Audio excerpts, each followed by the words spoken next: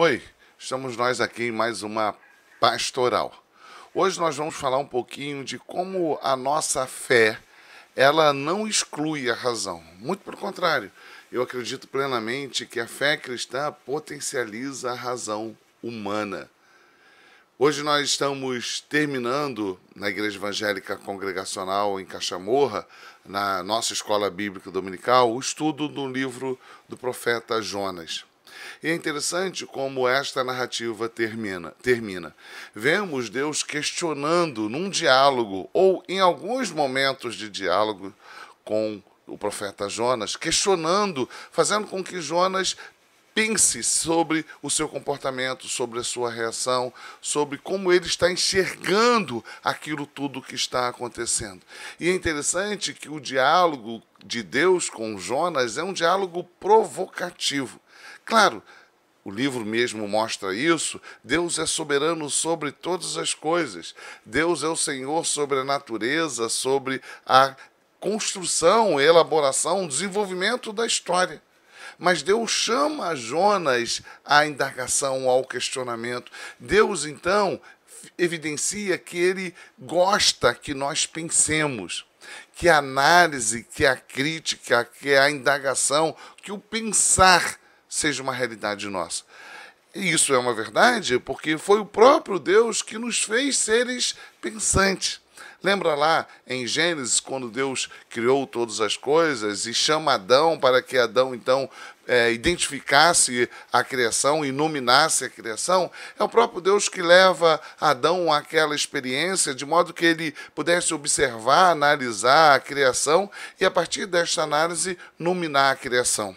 E foi assim, nesta análise, nesse desenvolvimento intelectual, que é o próprio Adão que vai perceber que em toda a criação não existia alguém que ele fosse compatível.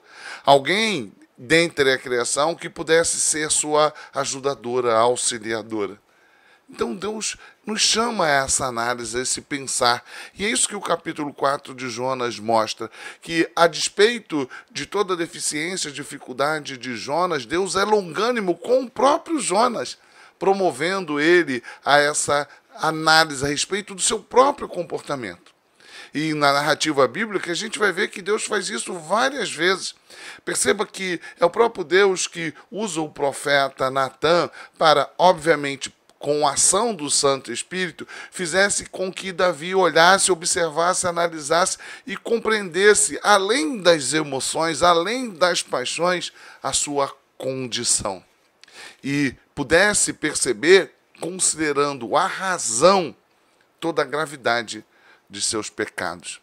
E quando a gente vê a descrição do Salmo 51, quando Davi clama ao Senhor por misericórdia, por reconciliação, Davi está envolvido em emoção, Davi está triste e ele clama por misericórdia a Deus. Mas perceba como Davi está cônscio, como Davi é ciente acerca da sua realidade. Ele vai dizer, olha, Deus não quer sacrifício. Se fosse só o derramamento de sangue, o sacrifício de animais, eu poderia fazer isso, eu poderia promover holocaustos, mas Deus não quer isso. Deus quer que o meu coração revele o meu arrependimento. Davi comunica como alguém que está ciente, que está também dominado pela razão, pela percepção racional do estado em que ele se encontra. E é isso que o final do livro de Jonas deve nos levar a uma análise a respeito da nossa própria existência, da nossa condição. Sabemos que fomos salvos em Cristo Jesus, mas precisamos entender por que precisamos viver uma vida de santidade, de serviço ao próximo. Isso precisa passar pelo nosso cognitivo. Isso precisa fazer parte da nossa análise, da nossa crítica, para que não façamos somente como quem cumpre um rito, mas como quem entende a razão da nossa existência. O porquê precisamos repudiar o pecado, o porquê precisamos viver na missão de Deus, na propagação do Evangelho.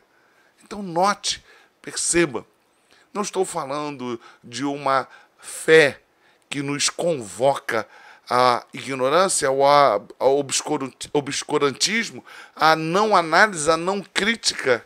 Muito pelo contrário. Mas é vivenciando a plenitude diante desse Deus, que é a fonte de toda a sabedoria, que as nossas mentes e corações podem ser iluminados, de modo que possamos viver para o louvor da glória de Deus, afastando da nossa vida tudo aquilo que ofende a Deus, também de modo racional, também identificando a razão por que precisamos fazer isso, porque precisamos dedicar a nossa vida na propagação do Evangelho, não como alguém que está movido pelo entusiasmo momentâneo, mas que entende no profundo da sua alma, em toda a sua extensão de capacidade intelectual, quem é Deus, o que Ele fez em nos resgatar e ao que Ele está nos chamando, com qual propósito Ele nos coloca, nos insere como parte integrante do seu corpo. Pense nisso. O Evangelho valoriza, potencializa a nossa razão. Deus te abençoe e até a nossa próxima pastoral.